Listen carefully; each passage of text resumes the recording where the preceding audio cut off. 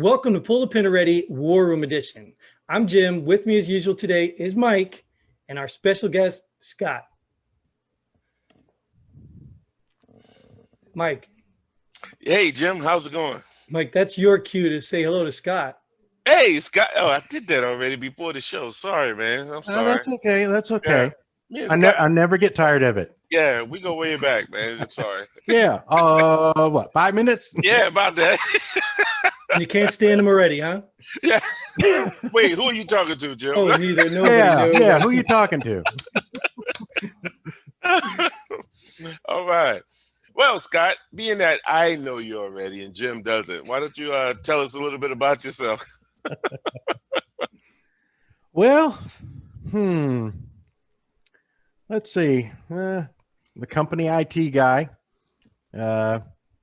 Been working from home a lot with all this virus stuff going on. But, my military background is I joined the Army National Guard back in 1986. Went to boot camp at Fort Sill, 1986. Did my stint with them and then decided to do the really brave thing and go and join the Marine Corps. So, yeah, you're looking at not dual service, dual boot camp. Right? Cool. Yeah. Went through Army boot camp in 86 and went through Marine Corps boot camp in 91. Yeah, 91. Got to remember. But, I ended up getting a really cool job that kind of pissed off my recruiter because it wasn't what he signed me up for. Oh, he signed me up for, heck, I can't remember. It's like ground support equipment mechanic, just to me, a mundane job. Right. Well, I ended up getting an air crew position on the KC-130s. So I was a load master. So I got to fly around looking like Tom Cruise every day. You still do. You still look like Tom Cruise. Yeah. Well, that's pretty much about me. I mean, I got out in 95 and, piddled around here and there and finally settled down in North Carolina. And here I am. And the National Guard to the Marines. I mean, I can't think of a bigger jump unless you were like in the Air Force Reserves. Yeah. Did the Army turn you off? I mean, what was like, why the Marines? Well, when it came time for the end of my my guard contract, I went and I talked to the Army and they started giving me a line, as recruiters do, started telling me, oh, you're going to have to go through boot camp again because you forgot everything being in the Guard. I'm like, yeah, right. So I literally went next door and started talking to the Marines. Within 30 minutes, I was signing up. I says, you know what? Let's go. Let's do this. Did they give you a waiver? Did they give you a waiver for boot camp? Like, no. So the Army's lies carried over to the Marines' lies, but yeah. But basically, what it was is I was towards the end of my contract. I mean, Desert Storm broke out, and that night, I was like, okay, I'm going to start talking to the Army recruiters. I'm going to get back in, because I was in a combat engineering unit, and they weren't doing anything. They weren't going anywhere. It's like I want to see some action. So started talking to the Army. They hem-hawed around, started making one excuse after another. I said, you know what? I've had enough of this. I'm going to go talk to the Marines. And, a bunch of my friends and my family were even going, what are you thinking? I'm like, I'm not thinking. I just want to get on in the action, so. I can imagine that stinger of an Army recruiter losing a person to the Marines. The man is probably, his NCOER has to be in the tank right now. Yeah. Like, don't get me wrong. I love the Marines for what they do, but if you got one in your hand and he says, yeah, no, you're a liar. I'm going to talk to the Marine Corps. Yeah. God, that guy. Yeah. And the sad thing is the recruiter that I was talking to actually lived like 3 doors down from me, just down the street. Wow. I'd have been taking your trash out every day. Man. I don't know, man. Needless to say, I paid him a visit when I got out of Marine boot camp. I came home came home for a little bit of time, and yeah, I actually went down, knocked on his door in uniform. He didn't like that very well. Brutal. Mike, are you froze or speechless? Mike? Hello, Mike. He Mike's must be frozen. He's frozen, or he's got the greatest discipline. Oh, there he is. There he is. No. He just didn't move. I was like, Mike's either frozen or gone. I'm over here like this. Is that me? Yeah, I guess so. He was practicing his Marine 1,000-yard stare. Yeah, There you go. That was good. That was good. Ah. All right. Hey, before I freeze up again. So, Scott, why don't you tell us, what do you think about the state of America? That's best in one word. I think that's good. Yeah. That sums it up. Oh, man. So let's see. When am I supposed to be moving to Mexico? I think you'll get your orders. Yeah. You don't get to pick the day. Yeah. Hey, be glad you get to pick the destination, right? Right? Yeah. Well, no, exactly. Canada won't accept you, so you don't really get to pick the destination. Well, that's why he's going south. It's cheaper there. Well, actually, the company I work for does have two branches in Canada, so I can just kind of like go up there, do some repair work, and just kind of stay. Yeah. Yeah. Nah. Yeah. You know, the I don't know, state of this country right now, to me, sum it up in one word, is sad. I mean, you know, just the absolute division from you know, almost every aspect. It can get disheartening. Yeah. You know, and I mean, I've gotten to the point to where, you know, past couple of weeks, you know, as soon as the election was over, I just like, okay, I'm shutting off the TV, shutting off the news, you know, and I'm just going to go do something else. And that's one of the things I do here is, you know, I've got ham radios here because when I was in the National Guard, I was a 31 Victor combat radio operator. Mm-hmm. And then when I was in the Marine Corps as a loadmaster on the KC-130s, I was also an in-flight radio operator there. So the radios kind of went with me, you know, but you know, I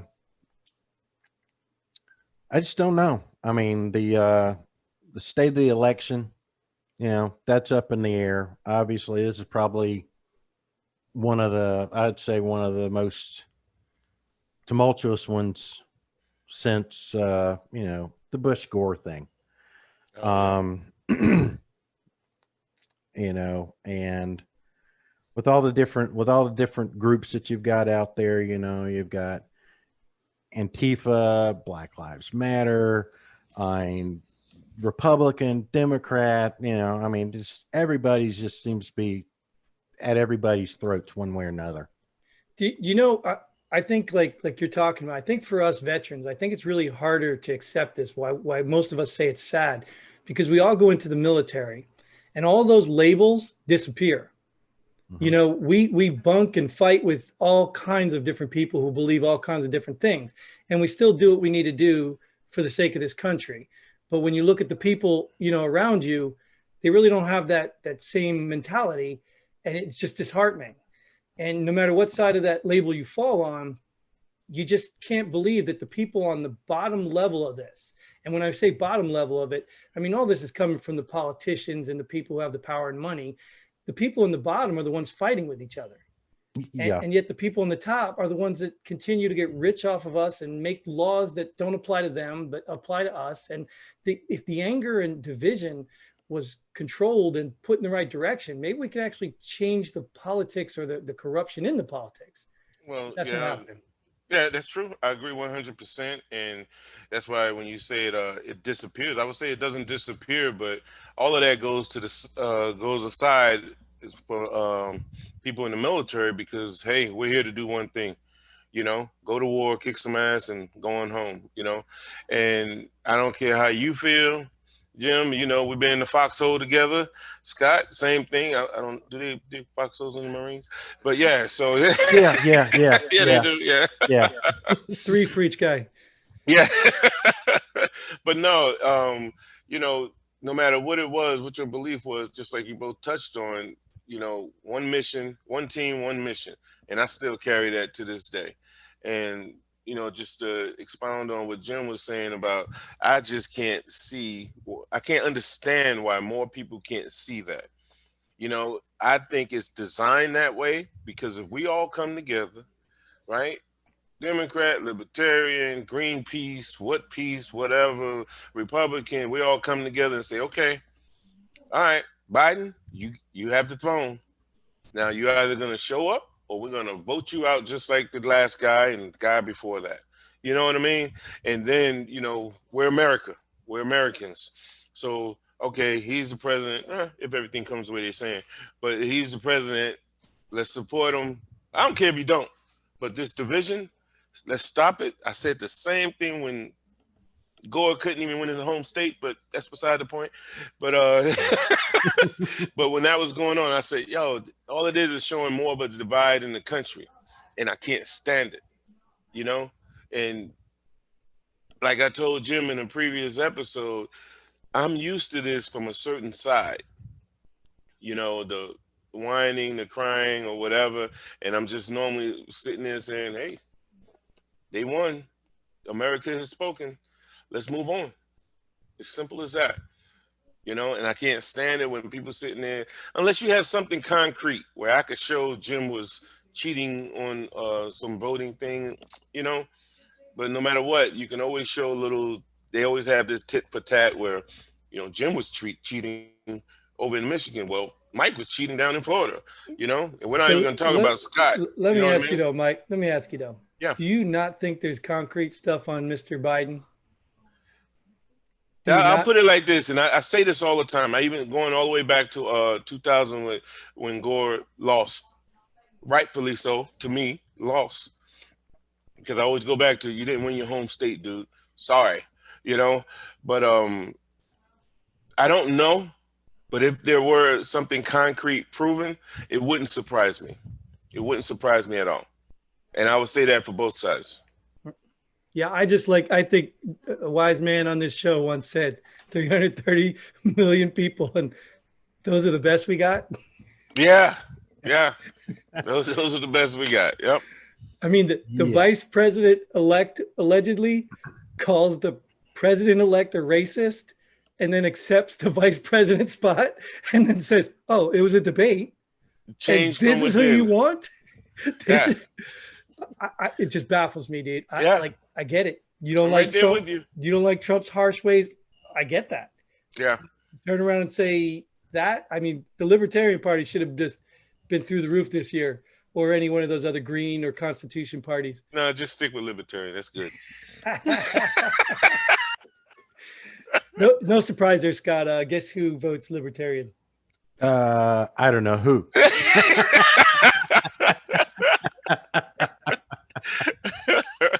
But I'm proud of him because I'm an claimed independent, tend to lean Republican. So he likes to get on me. I tend to side with Republican stuff, but yeah, no, I can't do the Libertarian because unlike Mike, I don't have any faith in them ever reaching 1%. He didn't say winning. He said 1%. Right. Hey, there's always that 1%. That's right. That's right. Thanks, Scott. Thanks. They're usually not president, though. Hardly anything, actually. Isn't there a rule, though? Like, isn't there a rule that they have to get a certain percentage of vote to be considered inside? Or is that just a debate rule? I think it's a debate rule. That's a debate rule? Yeah. So you'll never see any of that.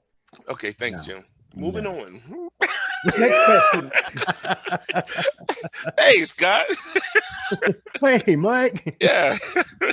Now that I was just beat up by Jim again. What do you think about the military today? The military today. Well, I would hope that it's just as good as it was when I was in. I was in back during the Clinton era. Mm-hmm. And, the big thing going on then that was, causing a stir amongst the military and possibly breaking it down a little bit, breaking the team down a little bit was, Operation Tailhook. And once Operation Tailhook took place, we had sexual harassment meeting after sexual harassment meeting after sexual harassment meeting. It was like you couldn't do your job because we got to go to another sexual harassment meeting. But I'm not, I'm not as in touch with the military as I used to be. Right. But like I said, I would hope that it is at least as good as it was when I was in, if not better. I have to tell you, after all those sexual harassment briefings, I still never learned how to do it properly. I know. Couldn't tell what I was doing wrong, and I couldn't tell how to do it right. So it was just really disheartening.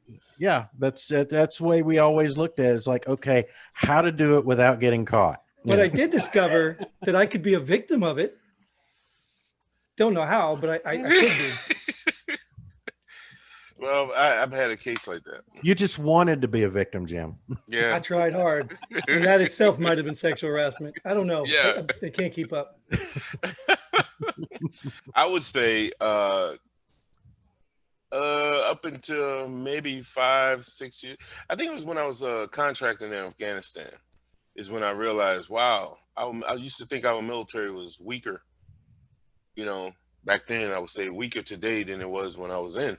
And after spending time over there and talking to some of the senior leaders and everything, no, it's like Scott was just talking about. It is just as good, and in some areas, it's a lot better. Yeah, I think the only part we lose out on, and I've talked about this like with my kids and stuff, is the technology today. I mean, we've become more dependent on technology, but absolutely, let's be real. If you can't use a compass and read a map, and walk yourself somewhere, you're going to be lost when the electromagnetic warfare goes and takes all those GPSs out and satellites go down, and you're going to be lost. So if they're not teaching that stuff still on top of the technology, I don't know if they are. I haven't been in there in a while, but I know when I was in there, they were bringing in those GPS things that everybody was love click click click click. Yeah, that plugger, plugger, yeah. I will say this: it's just you can. Like when we used to do some training with the soldiers and Marines, they would do a lot of the kicking indoors stuff in preparation to going to Iraq and Afghanistan. A lot of that kicking indoors, and now that's even going away because, like you just said, Jim, it's just technology. They're not doing it anymore. Yeah, they're not doing it anymore. And drones could be hijacked. That stuff there, Scott, right? Drones could be hacked and taken and turned right back on you. Yeah. So we can't be dependent on this stuff. Yeah. Absolutely. So I had a question for you, Scott. I wanted to ask. I love this question. What's your favorite Marine joke? Jeez. All of them. Because I can share my favorite one if you really want to know mine. Well, there's a couple I like, Sure, go right ahead. Like I said, I was Army and Marine, so you're not going to hurt my feelings. Yeah. Right. You know why the Marines were invented, right? Why? So the Navy could have a date for the ball. Oh. And that's what Marine stands for, right? My ass really is Navy equipment. Yeah. Sorry, man. I've been dying to get those out. Yeah. We haven't had a Marine on here yet. So that's one of those foxholes. Hey, you know why they have Marines on ships? Because sheep would be too obvious. Oh, Brian, I love that one. Yeah, that's good. Oh, good man. too. And it's great too, even within the branches. When it's business time, we work, but even within the branches, there's a lot of cutting it up. Yeah. Yep. Oh yeah. And that's one thing I can honestly say I love. There's division there, but when it's time for the mission, all of that goes away. Right. Mm-hmm. All of that goes away. And when you see those multi-forces operations or exercises going on, to me, it's just beautiful. It's beautiful, Yeah. Yeah. Let me ask you this, Scott. Yeah. Now, I might have to change this up a little bit, but if you were king for a day, what changes would you make if you were able to?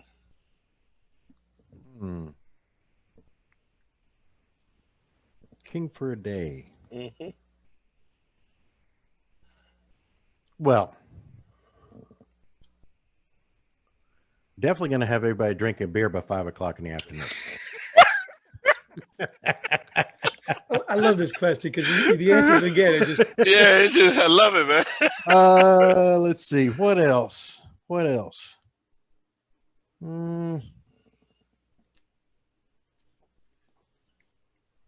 no, definitely go to a 2-day work week. Have a 5-day weekend, man. I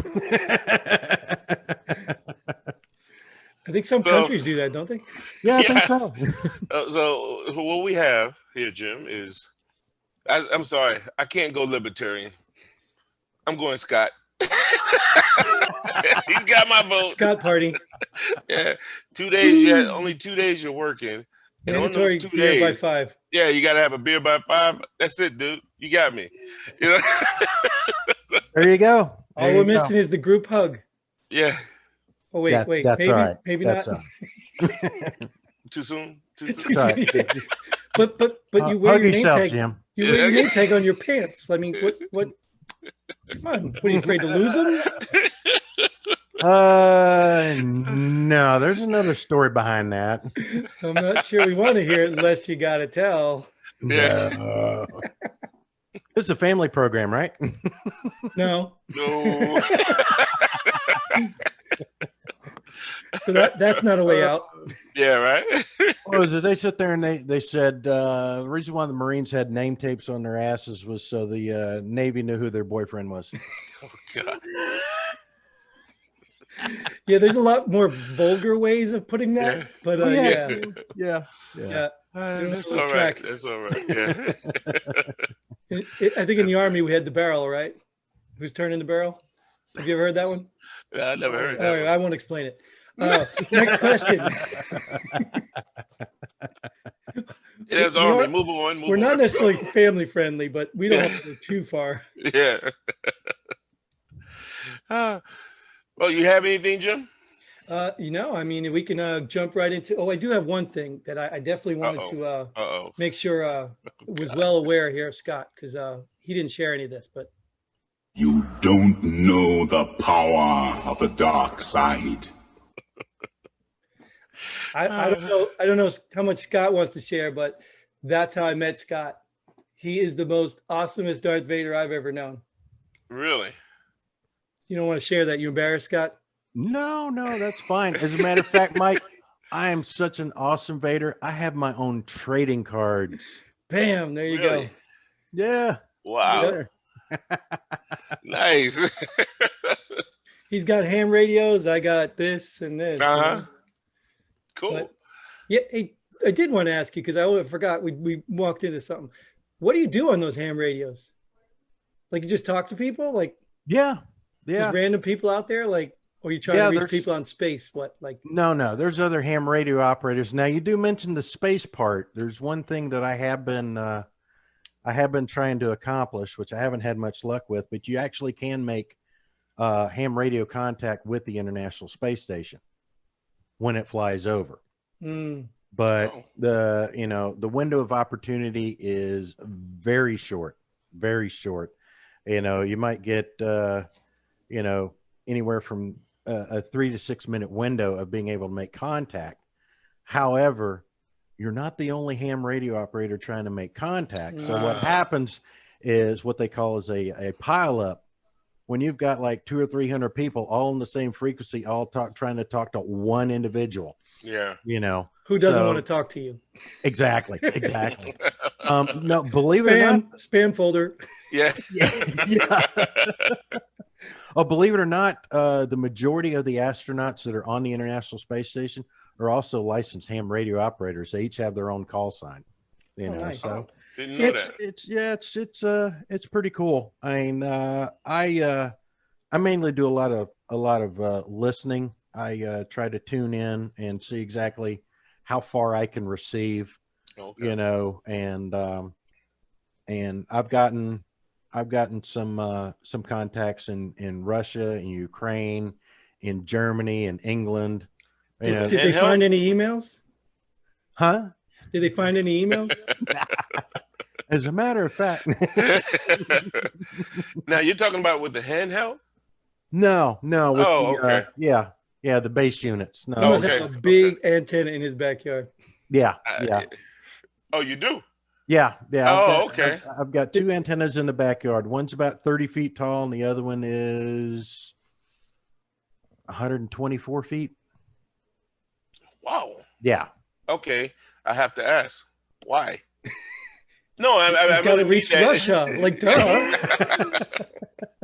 Well, Well, I've got the I've got the 20 foot tall is it's for UHF VHF. That's got maximum 50 60 mile range. That's for your local contacts. Now the HF is the longer 124 foot antenna. That's for the really long range stuff. Now wow. the interesting thing is on UHF, I got to have somebody 20 miles away that I can talk back and forth with. But if we both jumped on HF, the frequencies are so long distance, you would actually bounce over each other and you wouldn't hear each other. Yeah. Oh, that brings back memories. Okay. Yeah. Mhm. What's the craziest thing you heard on them things? There's actually one, and I'd actually have to bring up the article, but there's a Russian station that has been broadcasting since the mid 80s, I think. And they don't broadcast anything other than a series of numbers.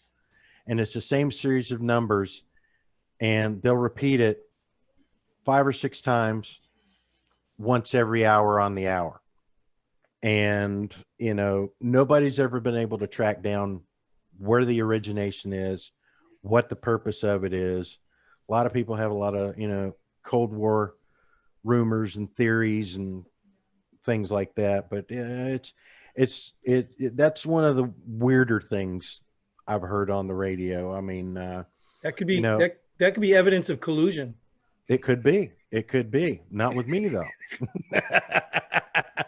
Well, why do you need to talk to someone in Russia though? Well, not Or necessarily. is it just like just to see how far it can go? Is that? Yeah. Oh, okay. And you trade signal strength reports. Well, You may why don't- talk about the yeah. weather. You could even just talk you know- about whatever. But Scott, Everyday life. you don't have to do that because all you gotta do is move to Alaska and you can see it from your house. Yeah. I could. I'm sorry. I'm a Southern boy. Alaska's too cold for me. Hey, next time you talk to them Russians, can you see if you can get me a bride a lot cheaper than the prices they go today? Yeah, those catalogs, they're going up there. Check Amazon. Check Amazon. Amazon. Oh, Free Amazon. delivery. No, wait a minute. What? No, it was several months ago. They were talking about Wayfair was doing that kind of stuff. Wayfair. They're selling the big dressers and everything, and they're saying, with every dresser get a free Russian bride or Ukrainian bride or Really? I have like 4 dressers, man. What the hell? you were buying from the wrong company. I want my money back. Yeah, you get a better deal over here, Yeah. Right. Real quick, I want to circle back to one thing. Technology in the military. What's up with cell phones in boot camp? Oh my! You just pulled a pin, man. Holy cow! That's the pull the pin right there. Yo, that was a good one. That's a good yes. Yeah, it Yes. is. That's a good one. Awesome. That's Yep. I didn't even know that was happening. Yeah. That's crazy. Yeah. Mhm. Yeah, they got cell phones. Man, it's totally different. See, and that's where I would beg to differ with you, Mike, because even the both of you, maybe their performance and their mission might be the same as military back then and today. But I mean, I can just look at my kids right now. My kids they can't multi-focus. They can't do 2 things at once. They're solely thinking about their technology. They're not focused on training and the mission. So if you got a group of kids coming in the military and they've got cell phones or access to them, where's their attention? Mm-hmm. Well, I will say this because my daughter, she just recently went through basic and of course AIT.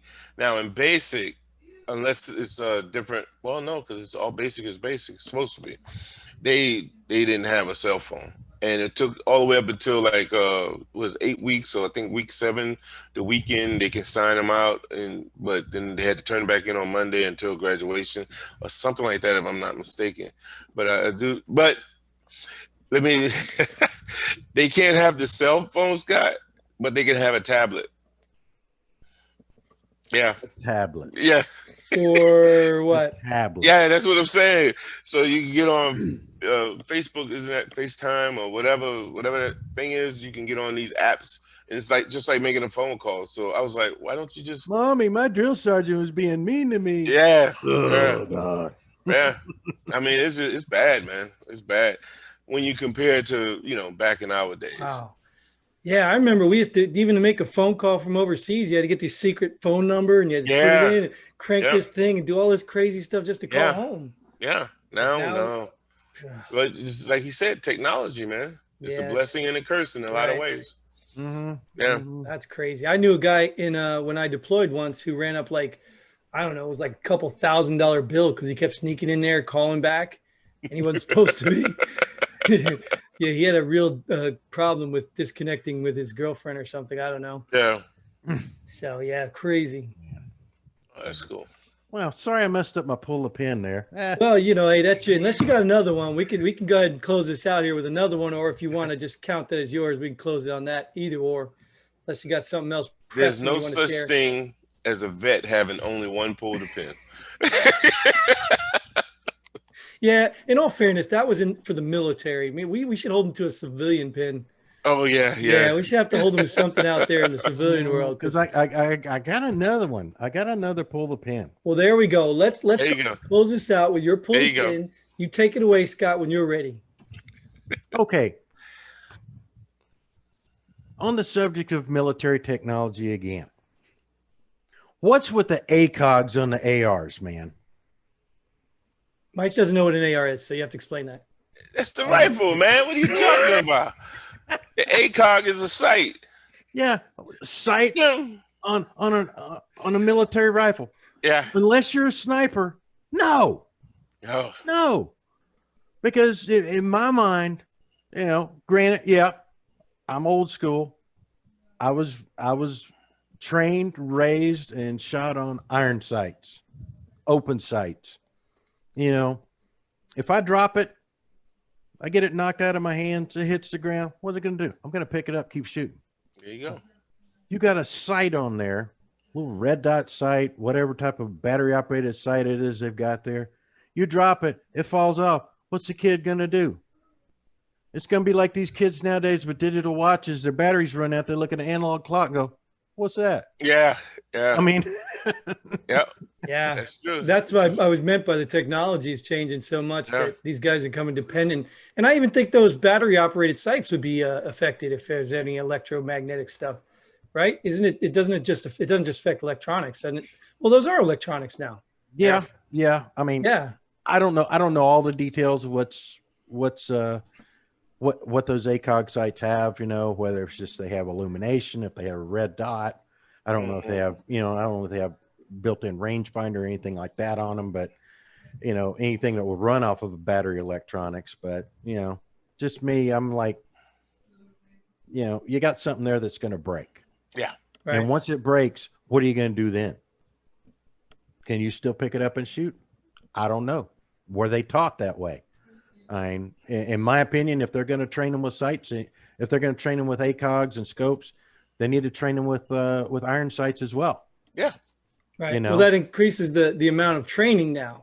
And we all know if you don't have enough people or money, you're not going to get more training. Right. Well, I think that goes back to what Jim was saying. Your iron sights, Scott, is Jim's compass.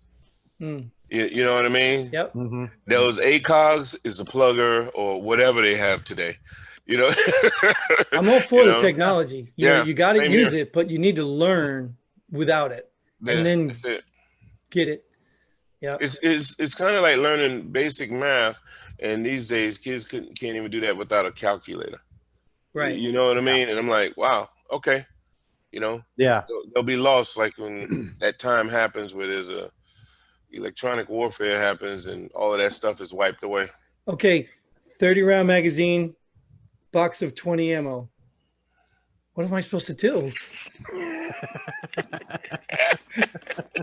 Mike, you probably see that a lot. 20 rounds won't fit into 30. Yeah, exactly. Oh, Hey, all right. Scott, I'll tell you this. I worked in a arms room in Kuwait, and if the ACOG bothers you, Lord have mercy. Man, they have stuff on these weapons now. I'm like, wow. Some of it looks like it should be on like a crew serve weapon, like a 240 Bravo, even maybe a 249, but assault. But I was like, man, what are they doing with this stuff? You know? They're giving it to the enemy when they drop Yeah, it. The enemy has it. Yeah. exactly. Ridiculous. Mm-mm-mm. Well, I think we're going to go call it there. Scott, we do appreciate you being on here. Thank you for Appreciate it, Scott. Good seeing you again. Thank Yes. you. Good seeing you too, Mike. that. You guys can You reminisce. stop by the next house time. again, Mike. Right. I'll be there. I'll be there. Reminisce about this show next time you talk. Yeah. So for everyone else, that is all the time we have for this episode. Thanks for tuning in. We hope you enjoyed it. We hope to catch you next time. And until then, Godspeed. And pull the pin.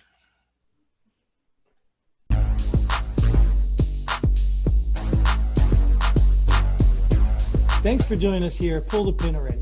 We hope you had as much fun as we did. If you like what we do, go ahead and hit that like button and share this video with a friend. Don't forget to subscribe and hit that bell button so you don't miss out on any of our future episodes. But most importantly, leave a comment below. Let us know if you agree or disagree with our opinions.